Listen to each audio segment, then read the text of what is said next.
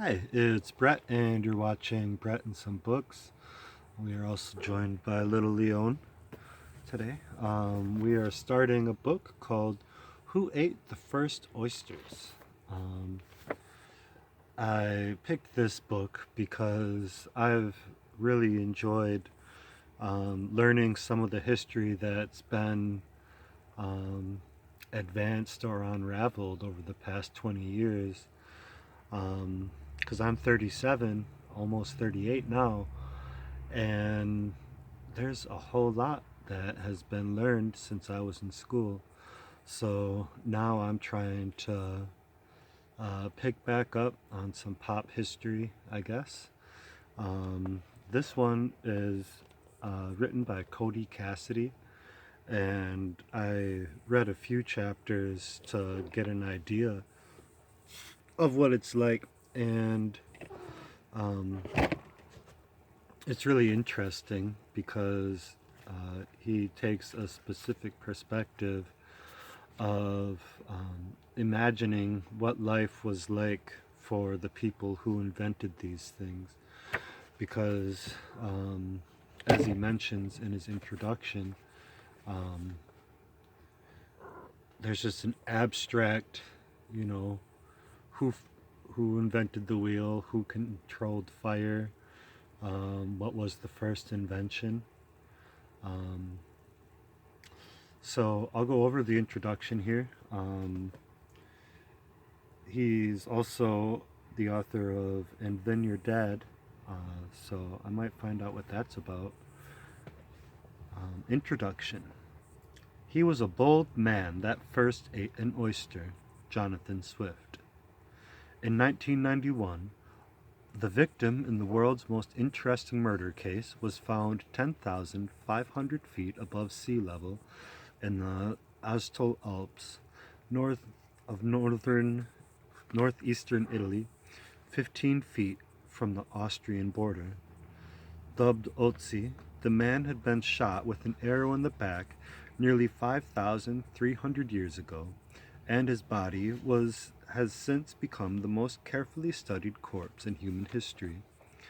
In the fall of 2017, I decided to visit the murder scene. Though this was my first criminal investigation, I began as I presumed any good homicide detective would. I retraced the victim's last steps. Remarkably, even though the murder occurred nearly 1,000 years before the construction of the Great Pyramid, this retracing is actually possible. Thanks to scientists identifying layers of pollen from the victim's digestive system, as well as their sources, we now have an accounting of Otzi's final 12 hours far more accurate than any bloodhound could provide. Otzi's last hike took place in what is now a piece of northern Italy, sliced off from Austria after World War I, though when I visited it seemed unclear whether anyone had ever told the people who lived there. The architecture, the food, the culture, the signs, and even the greetings were so comprehensively Austrian, I checked the map to make sure I hadn't crossed the border. I began my trek early in the morning, and it soon became clear that Otzi must have been in fine shape on the day he died. The Austral Alps do not rise slowly like the foothills of the Sierra Nevada mountains I was used to. Instead, they rocket out of river valleys at such steep angles, even the gentler path Otzi chose was crisscrossed in sharply angled switchbacks that rose to the snow and the fog. Investigators have established that Otzi died shortly after enjoying a leisurely lunch at the top, which suggests he was a far better meteorologist than I.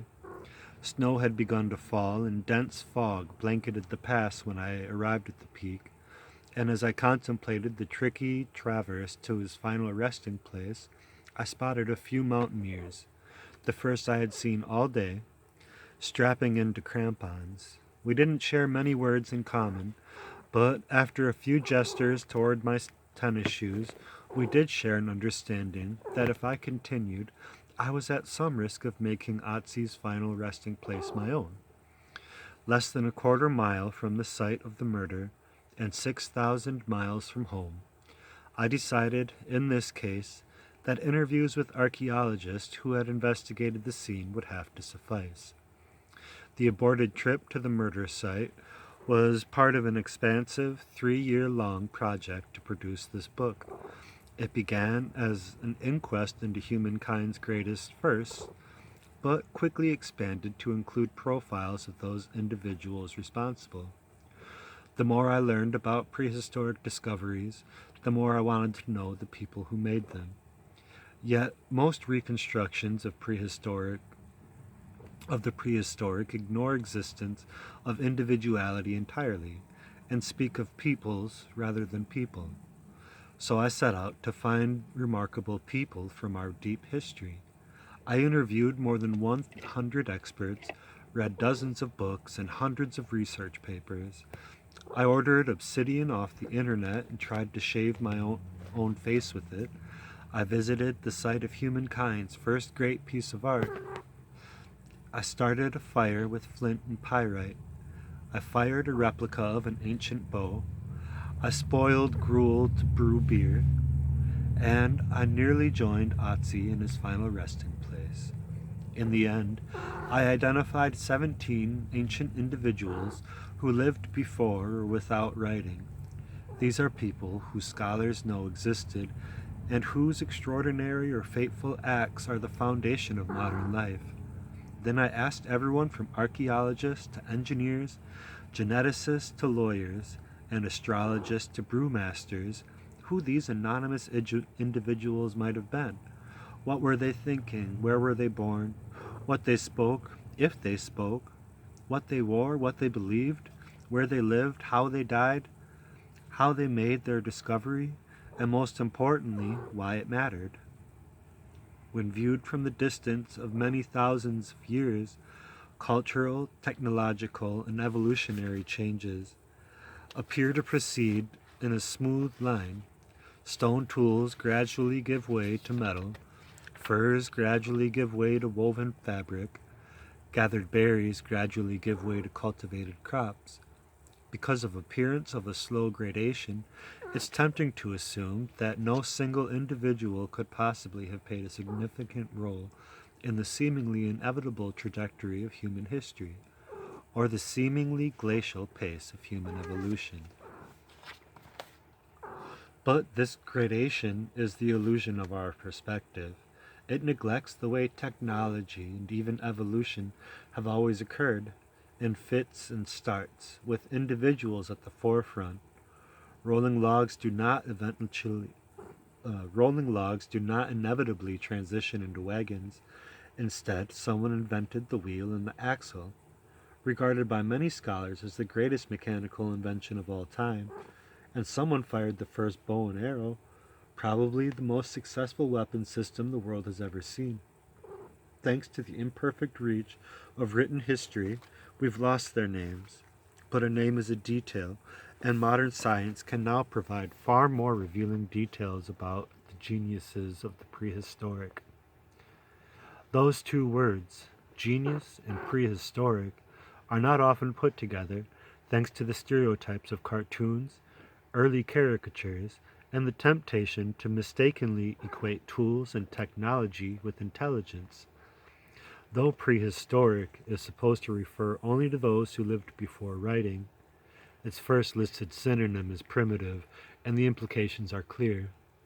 The people who lived before the dawn of history were illiterate savages, morons, brutes who lived in dark caves, munching on mammoth burgers between grunts. But like most stereotypes, this one collapses under even the briefest interrogation. The so-called cavemen, who for the most part didn't even live in caves, required a far wider knowledge base than those of us living in the era of mass food production and job specialization. Their survival depended upon an encyclopedic understanding of their environment. They each had to find, gather, hunt, kill, and craft virtually everything they ate, lived in, or used. They had to know which plants killed you, which ones saved you, which ones grew in what seasons and where. They had to know the seasonal migration patterns of their prey. According to scholars I spoke with, there's no evidence geniuses were any less common in ancient history than today, and at least some evidence they were more so. It feels controversial or even speculative to assert that geniuses lived in prehistoric times. It shouldn't be. Just as prehistoric people had their fair share of nitwits, buffoons, dopes, traitors, cowards, scallywags, and evil, revenge-seeking psychopaths, a few of whom I discuss in the following pages, so too were the equivalents of the Da Vincis and the Newtons. This isn't just speculation, it's a provable, verifiable, indisputable fact. The evidence is brushed on cave walls in France, scratched into clay tablets in the Middle East, found on islands in the South Pacific, and buried on top of four wheels in Russia. If Newton is fated for inventing calculus, what should we think of the person who invented math itself? If Columbus is celebrated for stumbling upon the Americas, what should we think about the person who actually did discover them 16,000 years earlier? And what of the person who searched for and found the world's most isolated archipelago 500 years before Columbus accidentally found a continent? Prehistoric simply means that their names and stories went unrecorded and nothing more. Their lives were no less remarkable than those who lived afterwards, and, in at least a few cases, far more so. Common sense should have dictated this long ago. Modern science has removed all doubt. Until now, little has been written about these ancient individuals, partly because there was so little to say. Early archaeologists found bones and tools, but not enough to speak to the humanity, individuality, and motives of their owners. But within the past few decades, modern science has illuminated our ancient past to a startling degree. Thanks to techniques for recovering and analyzing DNA, ancient bones tell astonishing new stories. Stories about the survivors who lived at the edge of the habitable world, the origins of plagues, and even the inventions of clothing. Paleolinguists have reconstructed ancient languages to trace population movements, lifestyles, and even the location of some inventions, including, perhaps, the home of the wheel itself. Old-fashioned archaeology has also undergone a dramatic change in the past 2 decades.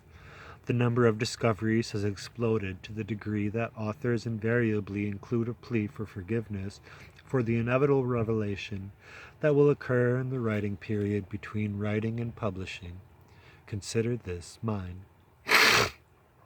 Writing about prehistory has become a game of whack-a-mole, and not just because of new finds, but because of the new tools applied to old ones. Recent anthropological studies have even revealed the mindsets of these ancient people.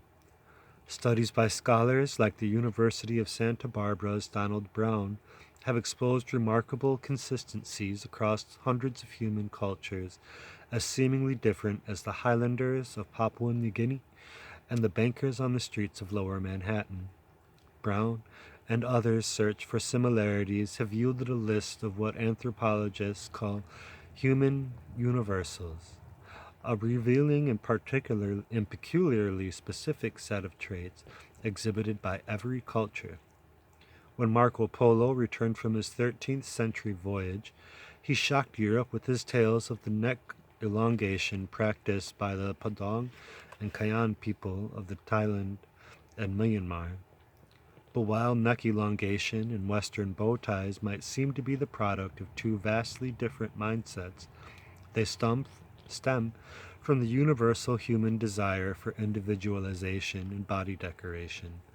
It would have been far stranger if Polo had discovered a culture in which no one decorated themselves. Yet no anthropologist has done so.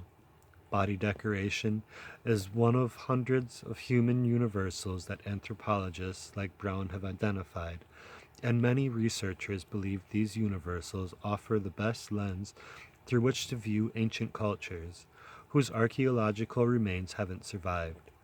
They do not describe the individuals, but they help to describe what it is to be human. Despite the powerful tools we now use to examine our deep past, many fundamental questions remain. When I asked two of the world's leading archaeologists when Homo sapiens began to speak full languages and think like modern humans, their answers differed by more than 100,000 years. Such is the stubborn opaqueness of our past. Nevertheless, with modern tools, scholars can now engage in more educated speculation about the greatest people, moments, and firsts of ancient human history than ever before. I had previously pondered humankind's peculiar firsts, as I suspect many of us have when trying something new and particularly bizarre. I didn't consider the questions deeply until I read of a poignant note written by an ancient Egyptian physician describing a tumor of the breast in a patient of his. Historians believe it's the first documented case of cancer. At the end of a long and detailed description of the spreading tumor, the physician simply adds, "There is no treatment." I found something touching in the specificity of this ancient woman suffering from this ancient disease, a specificity and an individuality that I found lacking in the typical descriptions of ancient peoples. So I set out to find out about not just humankind's ancient firsts, but about the people who accomplished them. This is a book about who those people were, what they did, and why it mattered. And a quick note on the numbers problem. You, me, and everyone up to including academics cannot truly fathom great lengths of time. We perceive the difference between 20,000 and 30,000 or 300,000 years simply as a long time ago. The information is far too impractical, abstract, and ultimately useless for us to comprehend. It's the same problem astronomers run into when discussing the vastness of space or the weight of a white dwarf. Our minds are not built to deal with this level of abstraction, and the tendency when confronted with one of these unimaginably large numbers is to use words like really big, or really far, or really long ago, and quickly move on.